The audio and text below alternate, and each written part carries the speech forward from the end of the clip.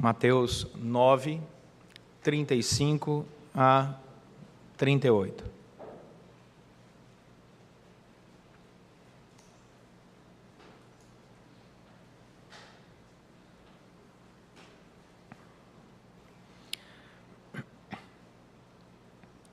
E percorria Jesus todas as cidades e povoados, ensinando nas sinagogas, pregando o evangelho do reino e curando toda sorte de doenças e enfermidades. Vendo ele as multidões, compadeceu-se delas, porque estavam aflitas e exaustas, como ovelhas que não têm pastor. Então se dirigiu a seus discípulos: a seara, na verdade, é grande, mas os trabalhadores são poucos. Rogai, pois, ao Senhor da seara que mande trabalhadores para a sua seara. Vamos orar. Senhor Deus, muito obrigado pelo imenso privilégio de estarmos confortavelmente reunidos para receber de Ti instrução. Que a Tua palavra fale aos nossos corações pela obra do Teu Santo Espírito, para a edificação da igreja, para a alegria de todos nós, para a glória do Senhor. Oramos em nome de Jesus Cristo. Amém. Deus se revelou andando com Adão e Eva. É o que a palavra do Senhor diz. Entra o pecado na história, Deus passa a conversar com os patriarcas. Abraão, Isaac, Jacó. Deus falava com eles e eles entendiam claramente ali a revelação de Deus, teofânica, a aparição de Deus. O tempo foi passando e essa conversa com Deus se tornou um pouco mais distante. Agora eram os juízes, é o que diz todo o Antigo Testamento. E depois vieram os profetas.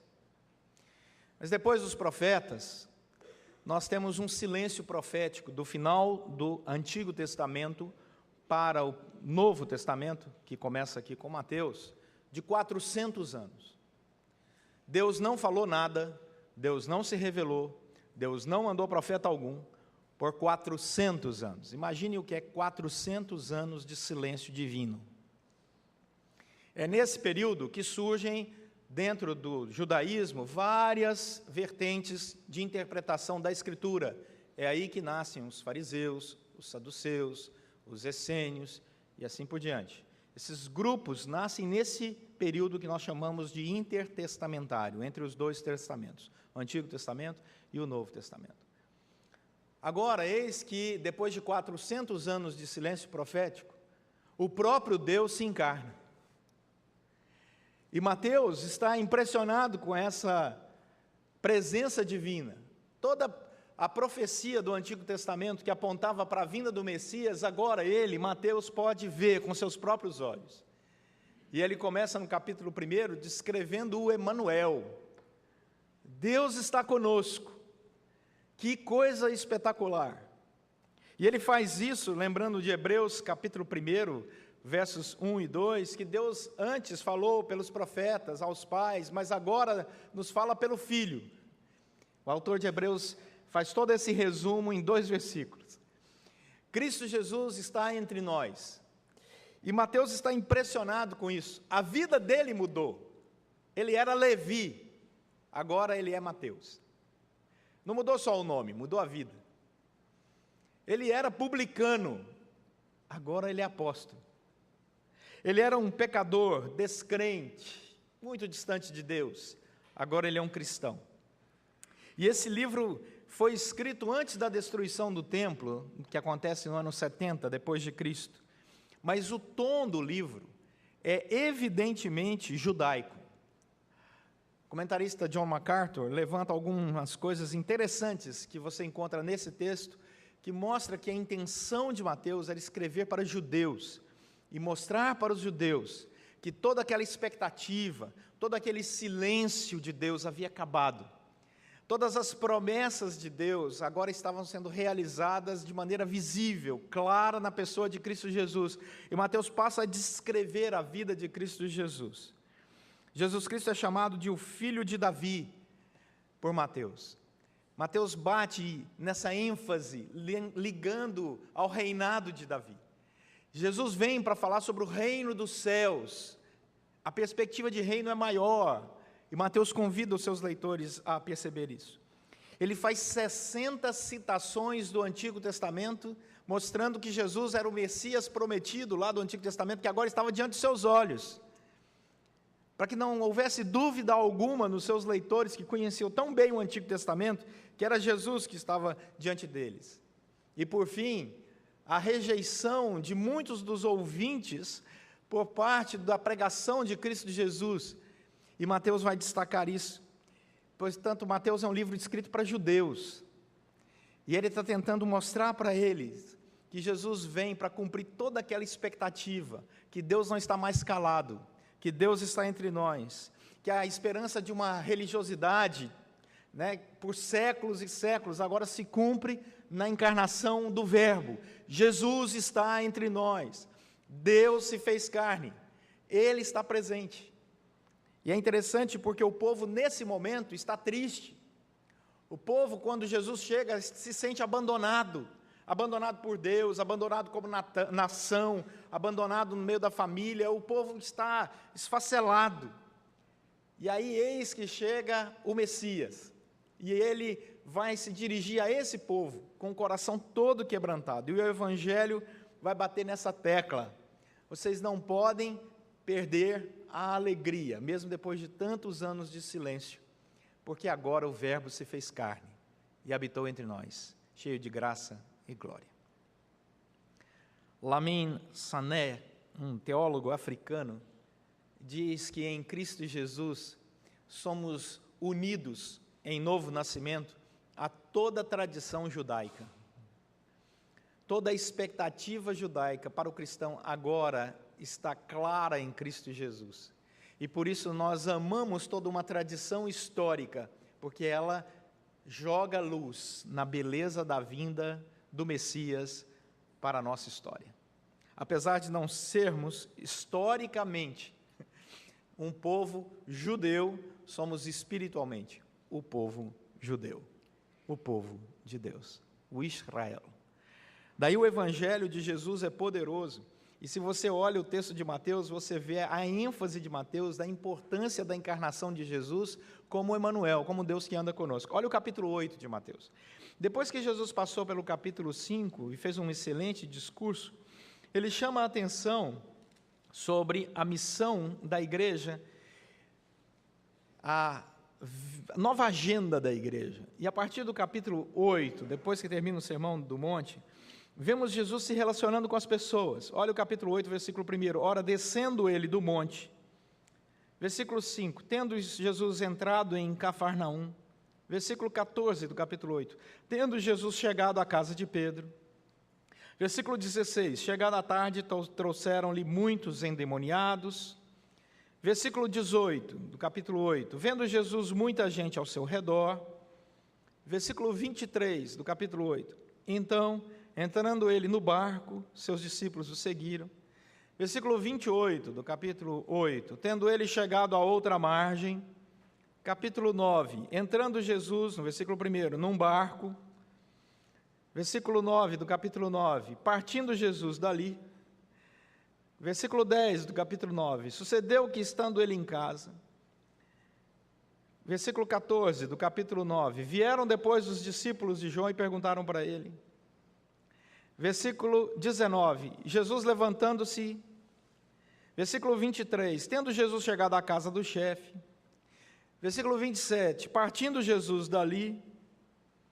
Versículo 32 do capítulo 9, ao retirarem-se ele, foi-lhe trazido um mudo endemoniado. Versículo 35, vamos resumir tudo? Essa é a intenção.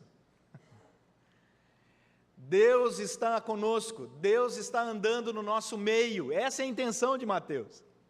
Percebam, ele entra numa casa, ele sai de uma casa, ele vai numa cidade, ele sai de uma cidade, ele entra no barco, apresentam-se a ele endemoniados, pessoas enfermas de todo tipo de enfermidade, pessoas oprimidas, pessoas com todo tipo de problema. Aí o versículo 35 diz, e percorria Jesus todas as cidades e povoados. Nada escapava à caminhada de Cristo Jesus. Quem se dirigiu às pessoas foi o próprio Cristo. Jesus não montou um super templo para 50 mil pessoas, 100 mil pessoas, e disse, quem quiser que venha. Ele foi às pessoas. Ele entrou nos lares mais simples, ele entrou nos lares mais ricos, ele entrou nos lares de pessoas que tinham uma caminhada com o Senhor, ele entrou em lares de pessoas que negavam o Senhor, ele andou com publicanos, ele andou com pecadores de todos os tipos, ele conversou com prostituta, ele conversou com mulheres que se dedicavam à oração. Não havia barreiras para Cristo Jesus, ele foi aonde tinha que ir, em todos os lugares, levando a mensagem, dizendo, eu estou presente, eu vou atrás do meu povo, eu vou atrás das minhas ovelhas, eu vou buscar uma por uma, não importa onde elas estejam, eu vou atrás delas, eu vou buscar esse povo.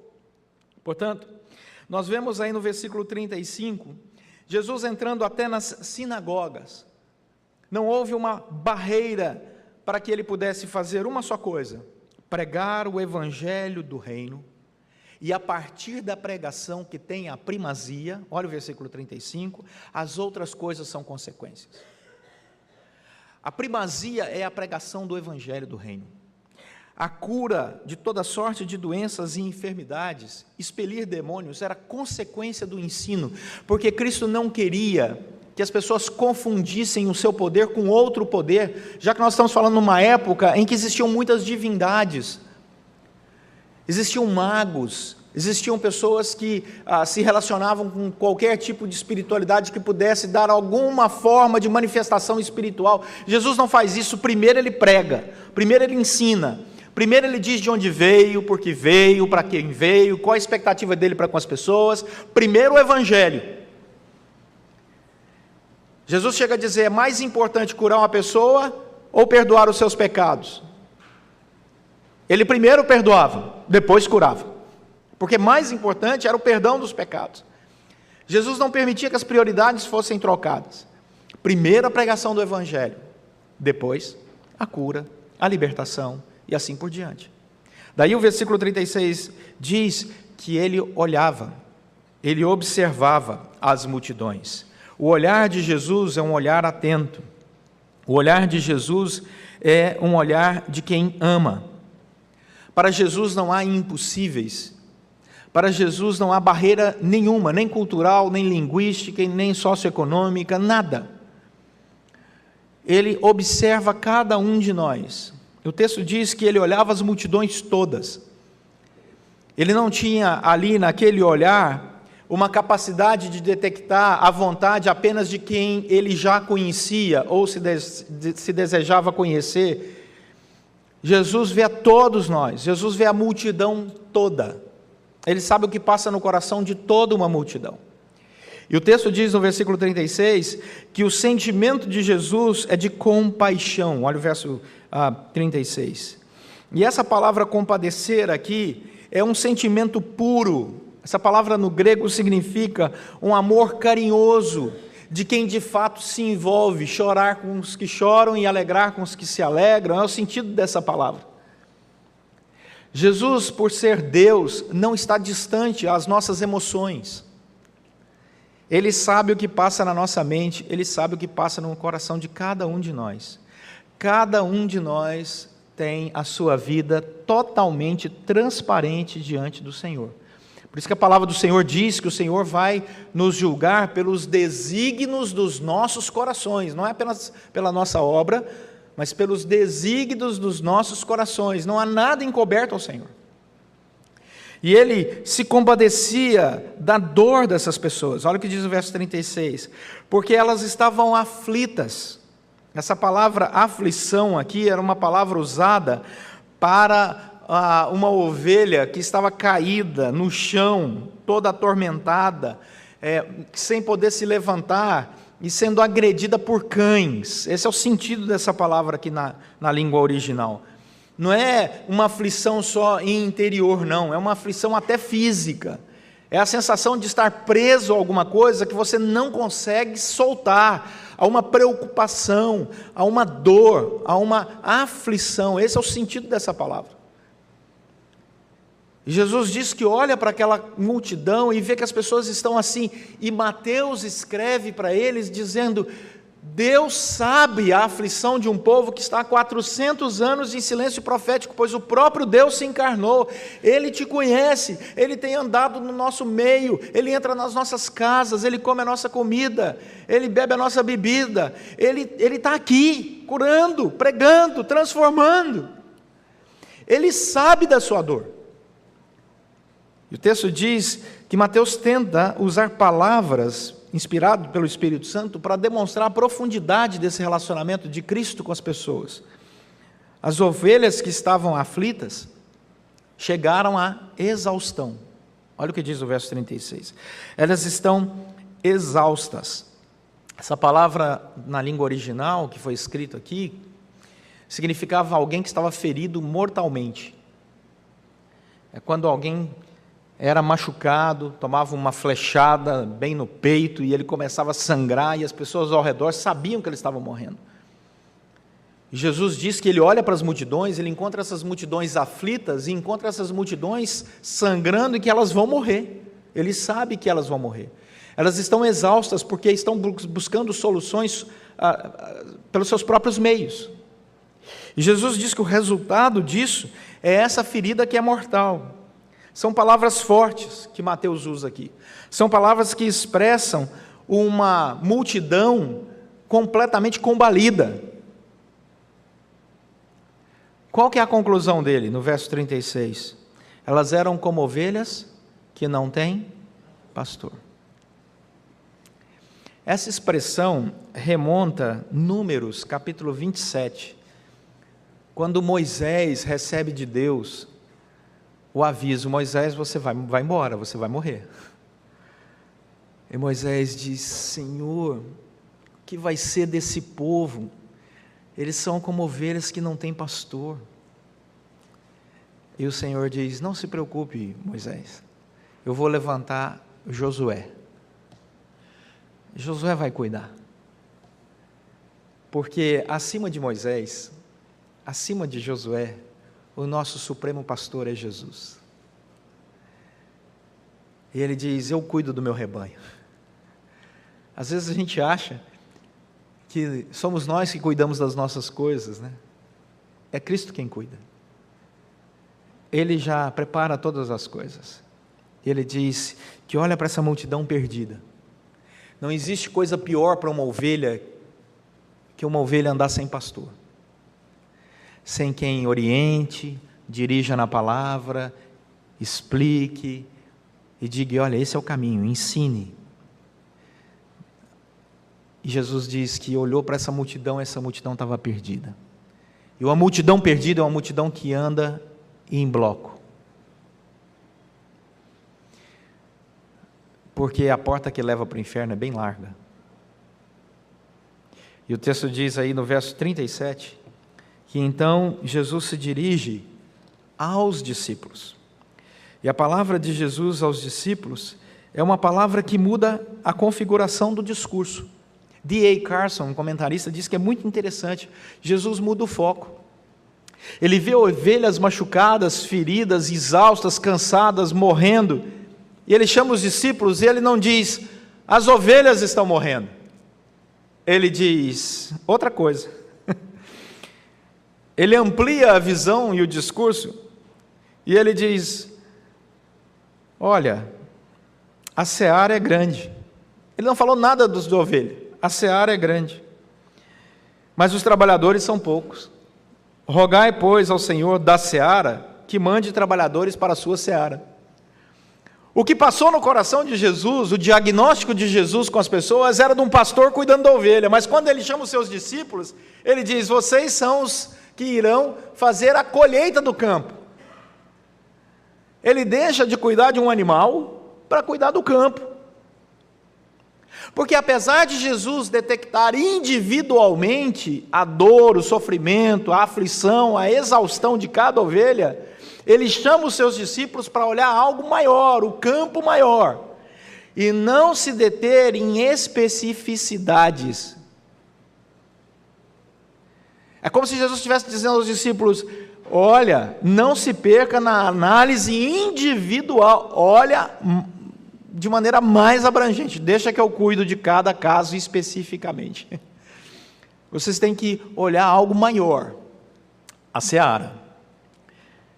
E aí ele diz que a primeira coisa que nós precisamos fazer é perceber o tamanho da seara. Diz o verso 37, a seara é grande, e observar a carência da seara, os trabalhadores são poucos, portanto nós temos uma multidão pronta para ser colhida, porque a palavra aqui, e a teologia do Novo Testamento todo vai comprovar o uso dessa palavra aqui, é que o semeador sai para semear, e o próprio Deus faz essa seara brotar, e o trabalho do ceifeiro é só colher, porque quem fez brotar foi o próprio Senhor. E aí o texto vai dizer que o Senhor diz que diante dessa carência, cabe aos discípulos orar a Deus. Rogai, pois, ao Senhor da seara, que mande trabalhadores para a sua seara. Não é uma decisão minha, pessoal, não é uma decisão sua, é o próprio Senhor quem envia.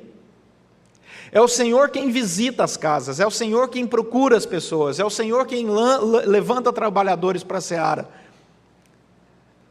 Mas a nossa participação nesse processo é perceber, em primeiro lugar, que Ele é o Senhor da seara, Ele é o pastor das ovelhas, Ele é o dono do aprisco, e que cabe a nós orar para descobrir a vontade dEle, para que as pessoas possam servi-lo melhor, para que a seara seja de fato colhida. Tudo vem de Deus, e tudo aquilo que não vem de Deus é ilegítimo.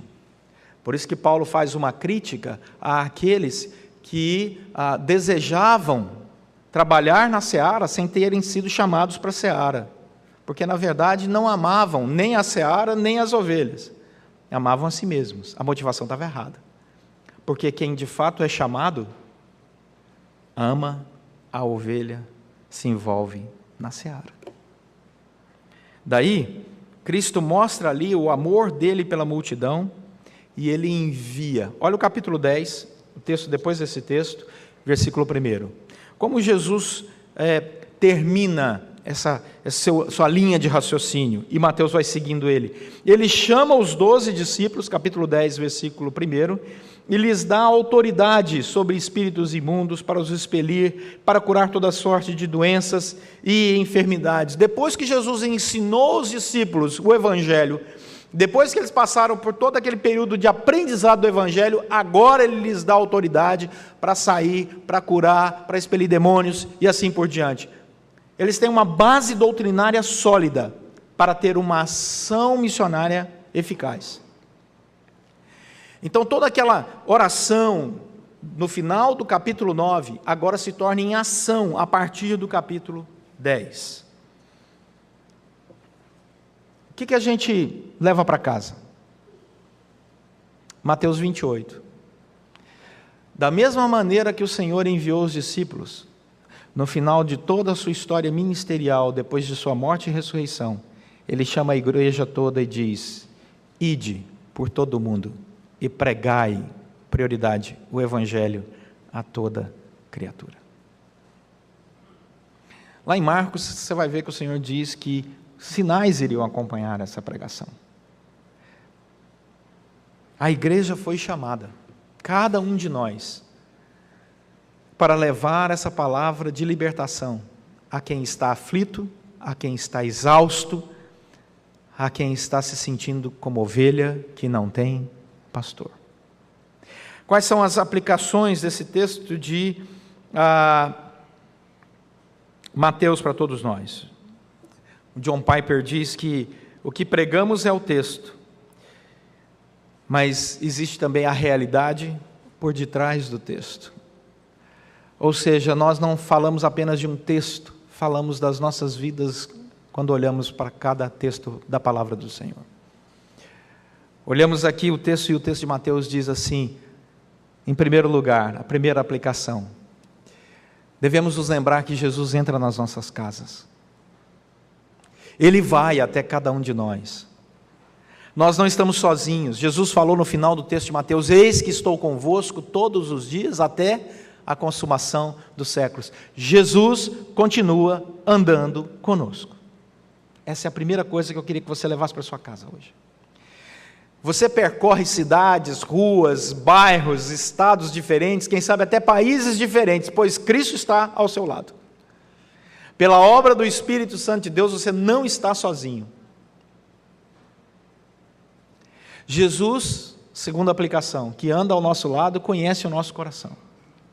Ele sabe quando nós estamos aflitos, Ele sabe quando nós estamos exaustos, Ele sabe quando nós estamos nos sentindo sozinhos, como ovelhas que não têm pastor, Ele sabe. E Ele se apresenta como o supremo pastor. O Senhor é o meu pastor. Portanto, não cabe ao cristão se sentir isolado, sozinho, aflito, exausto, porque nós devemos entrar na presença do nosso supremo pastor Jesus e colocar diante dele todas as nossas aflições, todo o nosso cansaço, toda a nossa preocupação, porque o Cristo que está presente no Novo Testamento está presente na nossa vida, o Cristo que curava lá no Novo Testamento cura até hoje, o Cristo que transformava pela sua presença continua presente, continua transformando. Quando em oração entramos na sua presença, abrimos a palavra e ouvimos a sua palavra falando aos nossos corações, e o Espírito Santo aquece a nossa vida. Essa é a segunda coisa importante que nós devemos lembrar. Jesus está presente e Jesus é o nosso pastor. Coloquemos diante dele qualquer aflição, qualquer estado de exaustão, e nunca se sinta sozinho. Terceira e última coisa. Não olhemos apenas para nós mesmos. Ampliemos a nossa visão de reino. A seara é grande. Não imagine que Jesus te chamou apenas para andar ao seu lado e para derramar sobre você a graça da presença do Supremo Pastor. Não, Ele diz, levanta a cabeça e olha o campo. E ora pelo campo, e ora pelos trabalhadores do campo, e olha para a necessidade do campo, olha para o próximo, e ama o próximo como a si mesmo, e a Deus acima de todas as coisas. Não viva uma fé egocêntrica, não viva uma fé egocêntrica, amplie o seu olhar, ore por isso, e vá aos campos. Diga para as pessoas, para aquelas que ainda estão sentindo um silêncio profético no seu coração, que Jesus já veio e Ele está presente, Emanuel, Deus conosco. Diga para as pessoas que estão exaustas e aflitas e que ainda estão com esse silêncio profético no seu coração, que Jesus é o pastor, o supremo pastor, e que Ele é a resposta para toda e qualquer ansiedade.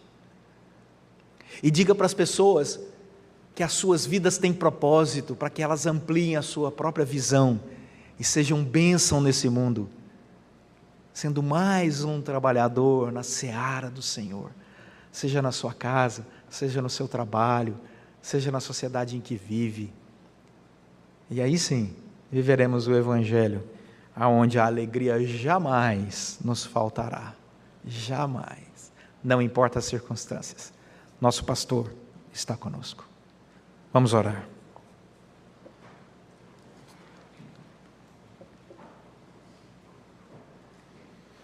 Às vezes você entrou aqui nessa manhã aflito, preocupada com alguma coisa que só você sabe. Eu quero te dizer que Jesus sabe também. Às vezes é uma coisa que está afligindo o seu coração, às vezes é até mesmo uma opressão espiritual. Jesus tem poder para transformar qualquer coisa. Ele continua sendo Deus. E Ele continua sendo bom. Ele é pastor. Seja ovelha. Seja ovelha. Fala com Ele. O poder reside nele. Buscar-me-eis, diz a palavra, e me achareis, quando me buscardes de todo o vosso coração. É uma relação sua com Deus. Busca o Senhor, ora, clame ao pastor. Mas sua vida tem propósito. Sê tu uma bênção. Diga ao Senhor: eis-me aqui, Senhor. Eu não aceito que as más notícias deste mundo tire de mim a alegria de andar abençoado com a tua presença. Senhor, nosso Deus e Pai, muito obrigado pela tua palavra que é viva, que é eficaz, que é transformadora, abençoadora, norteadora, e pela tua palavra, Senhor, sabemos o que é certo, o que é errado. Pela tua palavra, Senhor, experimentamos a tua direção e o poder que emana da presença do teu Santo Espírito em nós. Por isso, Deus, em nome de Jesus Cristo, abençoe cada família aqui representada. O Senhor conhece os corações, traz paz, restaura a alegria, abre os olhos para o propósito do Senhor em cada vida, para a glória do teu próprio nome, pois oramos em nome de Jesus Cristo. Amém.